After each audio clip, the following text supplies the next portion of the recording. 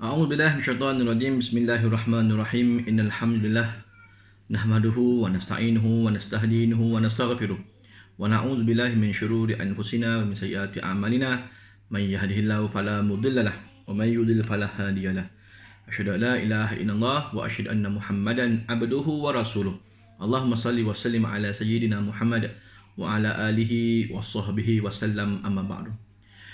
Assalamualaikum warahmatullahi taala wabarakatuh, para penonton, para jemaah dan juga ibu-ibu, ayah-ayah yang dihormati lagi dimuliakan. Alhamdulillah, kita merafakkan setinggi-tinggi syukur kepada Allah Subhanahu wa taala masih lagi diberikan kesempatan ke atas diri kita.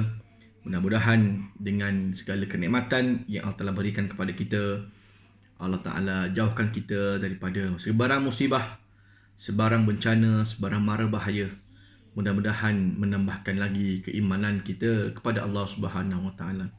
Lihatlah di sana, di mana ada orang yang mungkin sedang terlantar sakit, yang mungkin kena COVID, yang mungkin kena sakit itu, sakit ini, tetapi kita masih lagi diberikan kesihatan. Gunakanlah sebaik mungkin kesihatan kita ini di waktu kita sihat untuk beribadah kepada Allah Subhanahu Wa Taala. Baik, insya-Allah kesempatan kali ini kita akan melihat pula tajuk yang baru. Kita masih lagi membicarakan dalam bab ibadah korban. Kita pakai kitab ibadah korban, hukum dan juga cara pelaksanaannya mengikut mazhab Imam Asy-Syafi'i. Baik, pada di kitab boleh buka pada muka surat yang ke-45.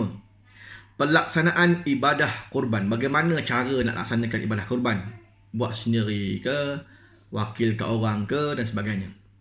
Kata pengarang rahimahullahu ta'ala, wal afdalu ay yazbaha bi nafsihi fa in lam yuhsin falyahdur wa yajibu an yanwiya 'inda zabh. Kata Imam Syafi'i, dan afdal orang yang berkorban itu menyembelih sendiri. Maka sekiranya tak mampu, hendaklah ia hadir menyaksikan penyembelihan, dan wajiblah dia berniat korban ketika menyembelih. Dia menyembelih ke ataupun orang lain yang sembelih, niat mesti dipasang.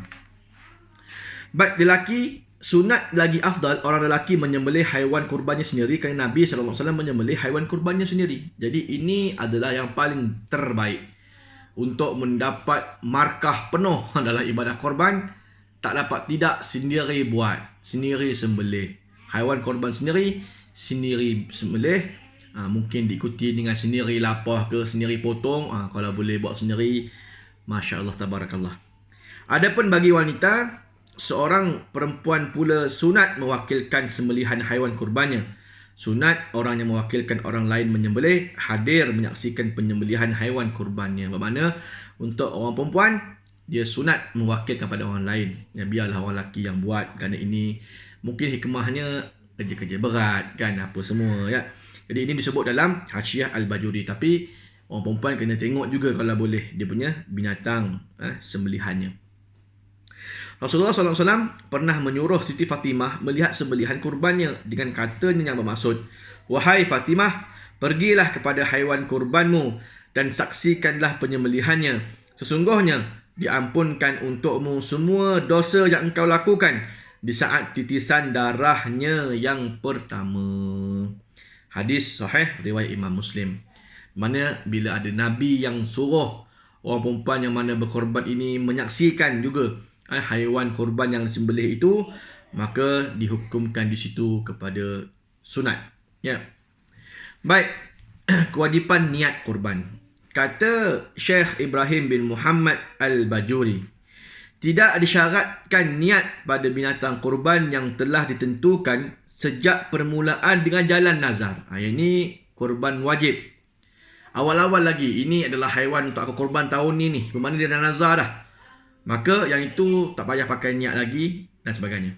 Berbeza dengan halnya dengan kurban sunat dan kurban wajib dengan jalan ja'li, iaitu menjadikan atau ta'yin, menentukan dari apa yang ada dalam tanggungannya.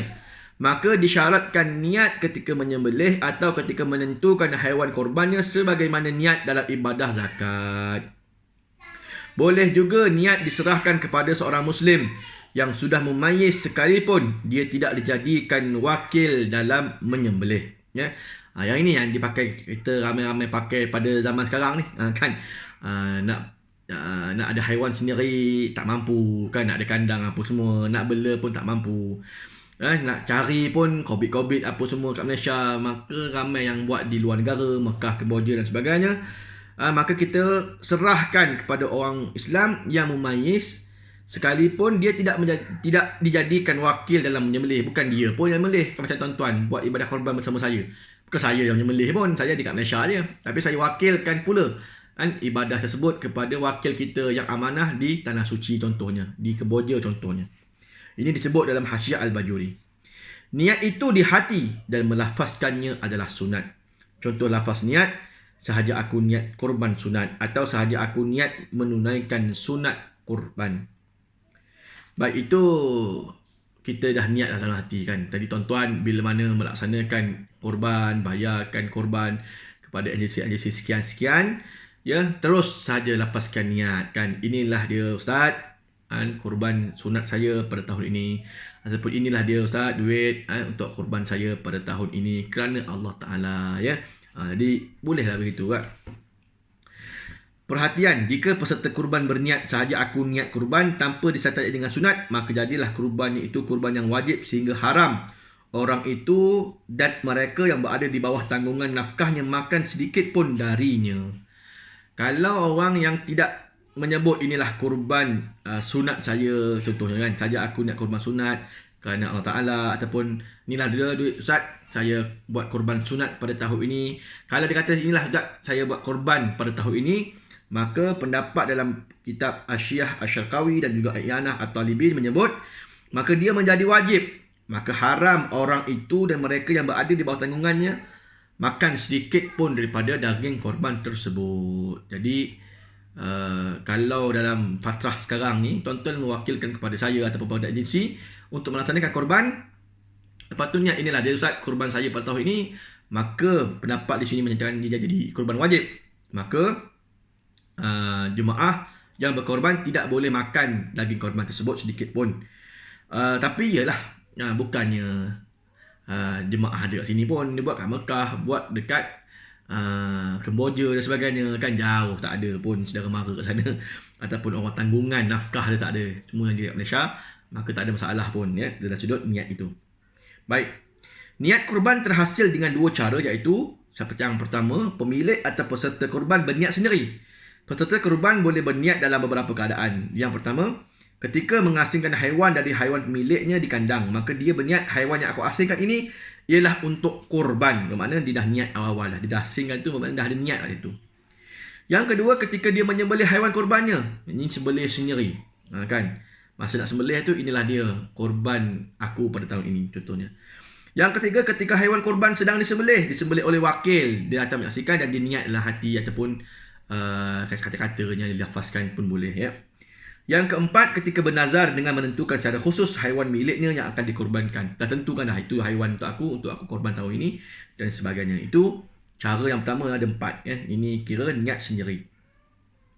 Yang kedua, orang lain berniat bagi pihak peserta korban kerana diwakilkan, iaitu berlaku dalam dua keadaan. Yang pertama, peserta mewakilkan tukang sembelih berniat bagi pihaknya ketika sembelih. Ya, jadi ketika mana seorang peserta mewakilkan tukang sembelih, kan, kita memang berniat untuk bagi orang lain sembelih, bukan kita yang sembelih, maka kita niat kat situ lah, kan, itu dah ada dah niat kita. Tukang sembelih tu akan niatkan pula, kan, untuk sembelihan itu. Yang kedua, peserta mewakilkan seseorang untuk berniat bagi pihaknya ketika wakilnya itu menyerahkan haiwan kepada tukang sembelih. Ini wakil atau wakil lah, kan, tuan-tuan bagi wakil pada saya pula sebagai pengurusan, kita berwakilkan pula kepada tukang sembelih di Tanah Suci Mekah ataupun Kemboja misalnya, dan dia orang niatkan untuk peserta yang join korban, ya. Jadi ada dua cara. Ini disebut dalam Mughni Al-Muhtaj. Perhatian, jika tidak berlaku langsung niat dalam mana-mana keadaan yang dinyatakan di atas, maka ibadah korban tidak sah. Maka sembelihan dan agihan daging hanya menjadi sedekah biasa, bukan lagi korban. Jadi pastikan ada niat. Kalau tidak, jadi sedekah daging, akan sedekah kambing ataupun sedekah unta, begitu je lah, ya. Perhatian, terdapat dalam fatwa mutaakhirin, fatwa yang terkini, yang bukan yang dulu lah, fatwa yang terkemudian, fatwa Timur Tengah, bahawa terhasil juga niat ketika pembelian voucher korban dan diserahkan kepada pihak pengurusan. Ni pun zaman-zaman latest ni kan, beli dengan voucher, beli atas online, isi form macam-macam hari ni. Maka bolehkah gitu? Maka fatwa akhir zaman ni ataupun mutakhir menyatakan bahawa boleh diuruskan. Apa kata mazhab lain? Terdapat pendapat dhaif di dalam mazhab Maliki yang mengharuskan korban diganti dengan memberi wang sahaja kepada fakir miskin. Pendapat ini tidak disarankan untuk diamalkan kerana ia akan melenyapkan syiar ibadah ini, seperti mana yang difatwakan oleh Syekh Hasain Makhluf. Maksudnya pendapat dhaif dalam mazhab Maliki yang mengharuskan korban diganti dengan memberi wang kepada fakir miskin. Tak nak korban lah. Korban berapa ringgit? RM550. Oh, saya ambil RM550. Tak apalah, saya bagi duit kat ustaz. Ustaz tolong bagi sedekah pada fakir miskin sebagai wakil ataupun ganti korban. Apa pendapat kat sini? Dia tidak disarankan kerana ini sekaligus akan melenyapkan syiar ibadah, seperti mana yang difatwakan oleh Syekh Hasan Al-Makhluf rahimahullah ta'ala. Bermakna korban ini sabit dalam syariat kita umat Islam. Maka kalau betul ada duit, beli je lah, ataupun wakilkan je lah pada orang, belikan kambing, unta dan sebagainya untuk jadikan ibadah korban. Dan jangan bagi duit. Bagi duit jadi syiar korban itu lama-lama akan terhapus kalau semua orang buat begitu kan. Baik, masalah korban di luar negara, Syekh Zaini Dahlan rahimahullah pernah ditanya berkaitan adat sebahagian orang yang menghantar wang ke negara lain untuk dibeli haiwan dan disembelih sana. Beliau menukilkan jawapan Syekh Muhammad bin Sulaiman Al-Qurdiri rahimahullah, harus mewakilkan orang lain membeli haiwan untuk sembelihan korban dan akikah di luar negeri, seperti mana yang disebut secara umum oleh ulama Syafi'iyah. Maka boleh wakil-wakil agensi yang betul, amanah, boleh, tak ada masalah. Mereka menyatakan secara jelas bahawa boleh mewakilkan kepada siapa yang sah sembelihannya untuk menyembelih bagi pihak kita. Ya. Jadi dah ada wakil kita di Tanah Suci, wakil kita di sekian-sekian tempat untuk menyembelih bagi pihak peserta kita. Maka sah berwasiat supaya dibeli binatang dan disembelih sebagai korban atau akikah. Menyaksikan binatang disembelih hukumnya sunat, bukanlah wajib. Ya. Jadi tuan-tuan macam mana nak datang kan, benda dekat Malaysia kan. Jadi mungkin kita boleh bagi video lah kan, gambar-gambar ke apa semua kan, gitu. Sekiranya ibadah korban dibuat di luar negara dan mengakibatkan syiar korban tiada di negara sendiri, maka melakukan korban di negara sendiri lebih afdal dan lebih utama daripada buat di luar. Kalau boleh buat di negara kita di Malaysia, maka silakan, tak ada masalah. Itu lebih baik. Itu utamakan rakyat kita kan. Kita utamakan rakyat setempat, penduduk setempat. Mungkin taman kita ada buat, tapi dalam fatrah-fatrah pandemik dan sebagainya ini tidak memungkinkan untuk kita buat. Orang pun takut nak keluar apa semua, dan masjid-masjid pun tak ada nak buat apa semua. Maka buat je lah kat luar negara kan. Kita nak korban itu. Itu dia kan. Tapi kalau ada besok kat Malaysia, Malaysia lah buat utama daripada negara luar. Kalau mampu buat, Malaysia pun buat, negara luar pun buat, Mekah pun buat, Malaysia pun buat, Kemboja pun buat. Mampu, apa salahnya? Ya. Baik, hukum hakam sembelihan yang perlu anda ketahui. Okey, baik. Sembelihan tidak sah melainkan dengan memenuhi beberapa syarat dan rukun. Yang pertama, penyembelih hendaklah beragama Islam atau ahlil kitab.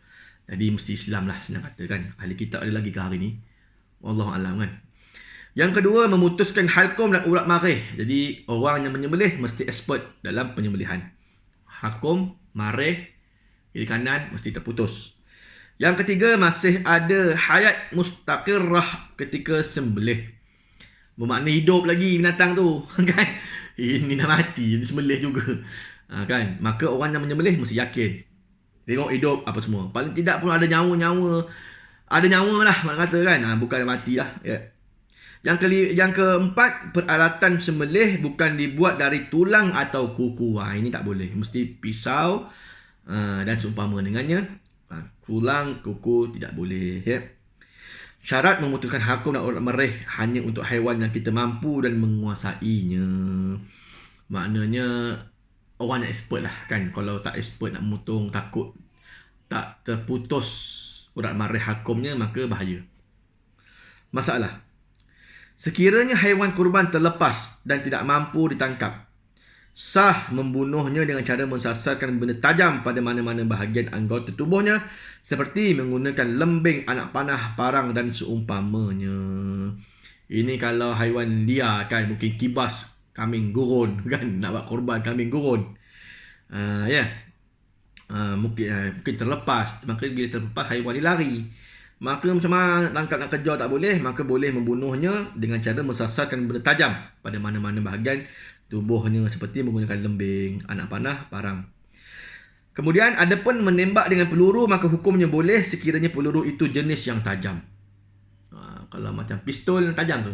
Tak tajam kan? Pistol dia tumpul kat depan. Kalau mungkin M16 boleh tajam kan, peluru kelungsung berapa mm kan, 5.55 mm, dah lupa saya kan, kurang lebih kan. Jadi kalau tajam tak ada masalah. Yang ketiga, membunuh dengan lemparan benda tajam kepada mana-mana bahagian tubuh memadai sekiranya ia terus membunuh atau mengakibatkan haiwan nyawa-nyawa ikan, tapi sekiranya ia hanya melumpuhkan dan melemahkan, maka wajib selepas itu memutuskan hukum dan urat mereka.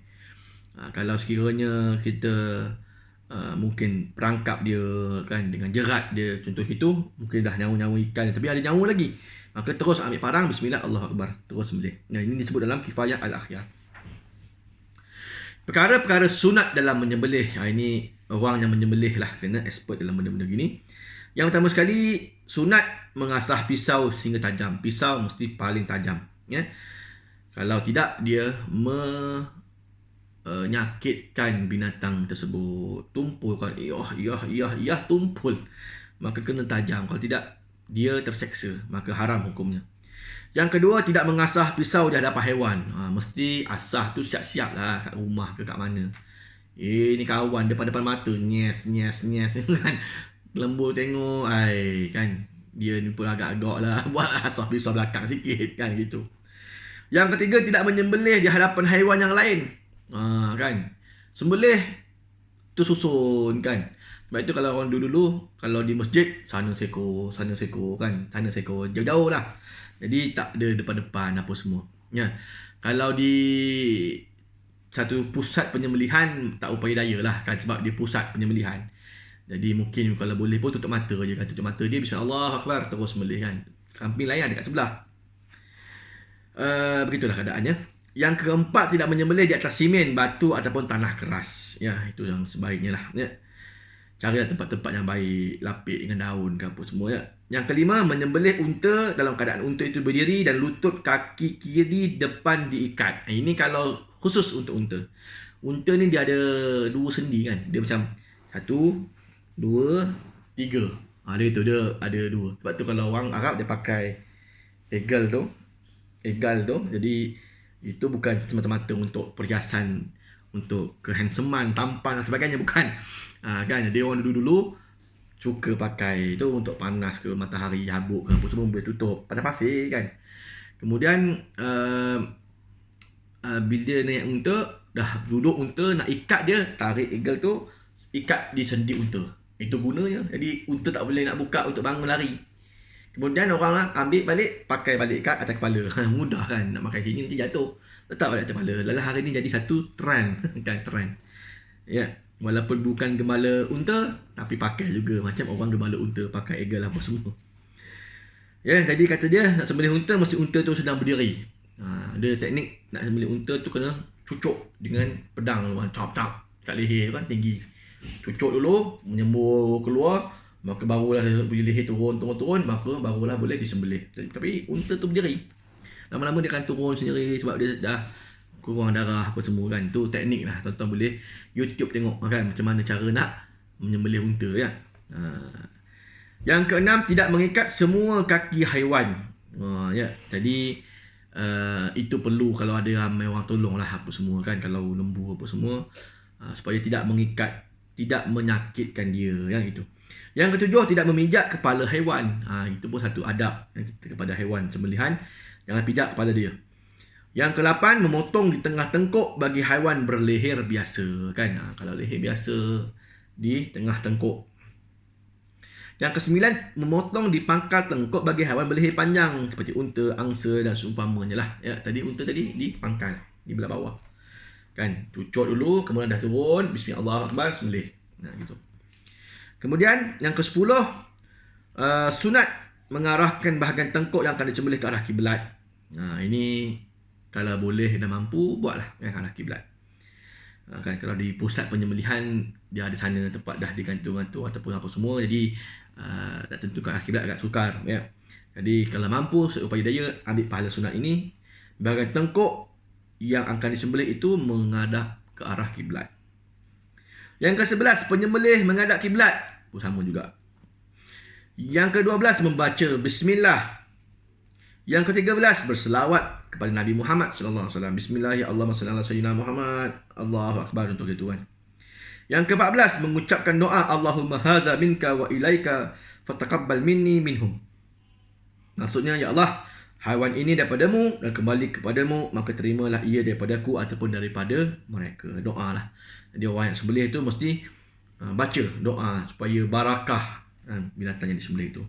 Yang ke-15, tidak melapah sebelum haiwan sembelihan itu mati. Kawan elok lagi mengelumpur, dia pergi ambil pisau lapah kulit. Agak-agak lah pun kan. Tunggulah sampai mati betul. Kalau dah mati betul, barulah boleh dilapah apa semua. Ya, ini disebut dalam Kifayah Al-Akhyar. Perhatian. Berkata Syekh Jamaluddin Muhammad bin Abdul Rahman bin Hasan bin Abdul Bari Al-Ahdal, menjadi adat sebahagian tempat bahawa penduduknya akan mengucapkan takbir raya ketika menyembelih binatang kurban. Ianya mempunyai dalil dan sandaran daripada Al-Quran, iaitu firman Allah Subhanahu wa taala, a'udzubillahi minasyaitonir rajim, kadzalika sakhkharaha lakum litukabbirullaha ala ma hadakum. Yang bermaksud demikianlah dia, iaitu Allah memudahkan binatang-binatang itu bagi kamu supaya kamu membesarkan Allah kerana mendapat nikmat petunjuknya. Surah Al-Hajj ayat yang ke-37. Maka ini adalah kerana mengucapkan takbir dengan sirah takbir raya, termasuk di dalam mutlak takbir. Sirah takbir yang dinaskan oleh para fuqaha ialah Allahu Akbar, Allahu Akbar, walillahil hamd. Allahu Akbar, Allahu Akbar, Allahu Akbar.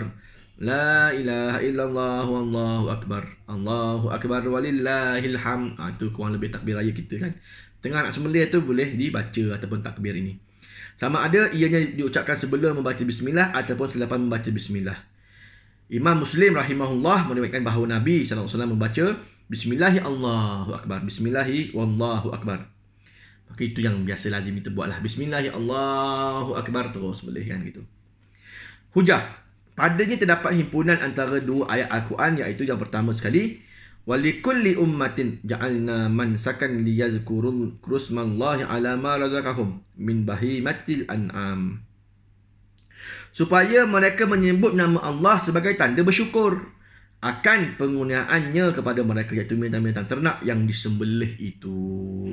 Al-Hajj ayat 34. Dan yang kedua, litukabbirullaha ala ma hadakum, supaya kamu membesarkan Allah kerana mendapat nikmat petunjuknya. Al-Hajj ayat 37. Jadi dua dalil ini menunjukkan bahawa ketika mana kita nak menyembelih binatang kurban, kita mesti membesarkan Allah Subhanahu wa taala telah memberikan nikmat binatang ini menjadi binatang kurban kepada kita, yang membolehkan kita meraih pahala yang banyak di sisi Allah. Dan binatang tersebut akan datang pada hari kiamat besok dengan bulu, dengan kuku, dengan bentuk apa semua. Apa sebab? Itu semua tanda kita kena bersyukur. Sebab itulah masa kita sembelih ataupun kita menyaksikan, kita baca takbir Allahu Akbar, Allahu Akbar, walillahil hamd. Allah Maha Besar, Allah Maha Besar. Tiada Tuhan disembah melainkan Allah, Allah Maha Besar. Ya. Jadi itu yang perlu kita besarkan Allah Subhanahu wa taala ketika mana kita sedang berkorban, ya. Ketika mana menyaksikan binatang sembelihan maupun tukang sembelih menyebut perkataan tersebut, tanda kita syukur kepada Allah akan segala nikmat yang telah diberikan. Ya. Baik, sekian dahulu perbincangan kita pada episod kali ini. InsyaAllah pada kesempatan yang akan datang kita akan melihat pula tajuk pengurusan daging korban. Ya. Terima kasih atas segala perhatian. Mohon maaf atas segala kurangan. Jangan lupa like, share dan juga subscribe. Wallahualam. Assalamualaikum warahmatullahi taala wabarakatuh.